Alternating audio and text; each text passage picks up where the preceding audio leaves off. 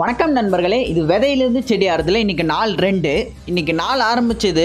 நல்லா இருக்க போற எனக்கு நல்லதே நடக்கும்.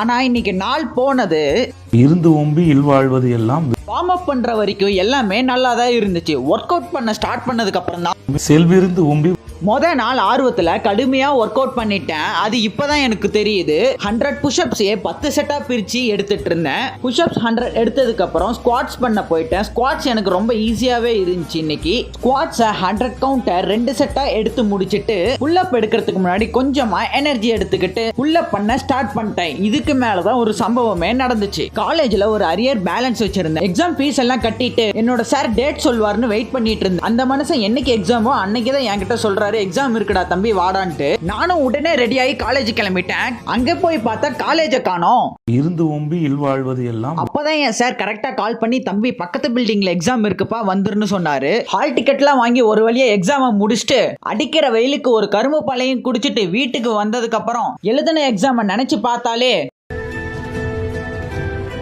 இப்படியே இருந்தா சரி வராதுன்ட்டு செடி நண்பர்களுக்கெல்லாம் தண்ணி ஊத்திட்டு காலையில மிச்சம் வச்சிருந்த ஒர்க் அவுட்டை எல்லாம் முடிச்சுட்டு கோயிலுக்கு கிளம்பிட்டேன். கோயிலுக்கு போயிட்டு ஒரு இடத்துல ஓரமா உட்காந்து பறவைங்க சவுண்ட் எல்லாம் கேட்டதுக்கு அப்புறம் தான் மனசே கொஞ்சம் நிம்மதியா இருந்துச்சு.